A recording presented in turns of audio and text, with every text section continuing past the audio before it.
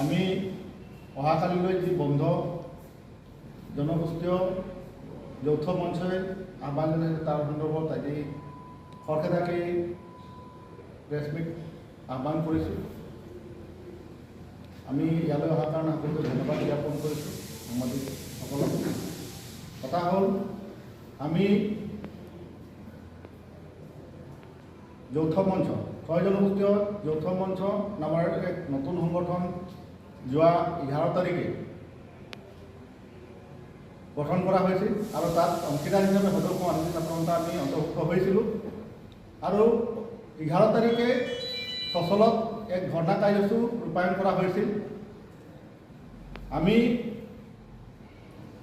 আমাৰ মূল দাবী আছিল আদিবাসীসকলকে ধৰি 6 জনগোষ্ঠীক জনজাতিকৰণ কৰা।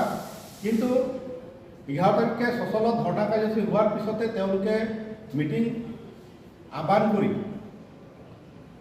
এক সংবাদমেল আয়োজন কৰি 15 তাৰিখে অসম বন্ধ 12 ঘণ্টীয়া অসম বন্ধ যি ঘোষণা কৰিলে আমি ইয়াত সমৰ্থন জনোৱা নাই। যিহেতু 15 নৱেম্বৰ তাৰিখে জনজাতিৰ প্ৰথম শ্বহীদ ৰাষ্ট্ৰীয় শ্বহীদ বীৰ বিৰছা মুণ্ডাৰ 147তম জন্ম জয়ন্তী আৰু অহাকালি যি 15 নৱেম্বৰ আমাৰ ৰাজ্যজুৰি এই দিৱসটি উদযাপিত কৰা হৈছে। আচাৰ উদ্যোগতে তথা বিভিন্ন সমাজ সংগঠনৰ উদ্যোগত ৰাজ্যজুৰি অসমত ভাৰতবৰ্ষৰ লগতে ৰাজ্যজুৰি আহ্বান কৰা হৈছে। আৰু যদি অহাকালিৰ যি বন্ধ এই বন্ধই সেই জাতীয় ৰাষ্ট্ৰীয় বীৰগৰাকীক যি জন্ম জয়ন্তী উদযাপন বিভিন্ন ঠাইত অনুষ্ঠিত কৰিছে এই অনুষ্ঠিত কৰা কাৰ্যসূচী বাধা প্ৰদান কৰিব। আৰু তেওঁলোকক আমি বাৰম্বাৰ আহ্বান জনাইছিলোঁ 6 জনগোষ্ঠীয় নেতৃবৃন্দক যে এই বন্ধটো আপোনালোকে পিছুৱাই কিনে বেলেগ এটা তাৰিখ নিৰ্ধাৰিত কৰক, তাত আমাৰ পুনৰ সমৰ্থন আমি জনাম। কিন্তু দুখৰ বিষয় বাৰম্বাৰ আহ্বান জনোৱাৰ পিছতো তিলমানো তেওঁলোকে গুৰুত্ব প্ৰদান নকৰিলে। আৰু এই গুৰুত্ব প্ৰদান নকৰাটো আমাৰ বীৰগৰাকীক বা ভাৰতৰ বীৰগৰাকীক অপমান কৰা এটা সূচাইছে বুলি আমি অনুভৱ কৰিছোঁ। সদৌ অসম আদিবাসী ছাত্ৰ সন্থাই আমাৰ সমৰ্থন প্ৰত্যাহাৰ কৰাৰ লগতে যি জনগোষ্ঠীয় যৌথ মঞ্চ নামৰ নতুন এক সংগঠনৰ গ্ৰহণ কৰা হৈছিল, তাত আমি অংশীদাৰ আছিলোঁ। তাৰ পৰা আমি সেই ঐক্যমঞ্চৰ পৰা আমি আশাই ওলাই আহিছোঁ। আমি তাত যি সমৰ্থন আছিল তাৰ সেইটো প্ৰত্যাহাৰ কৰাৰ লগতে আমি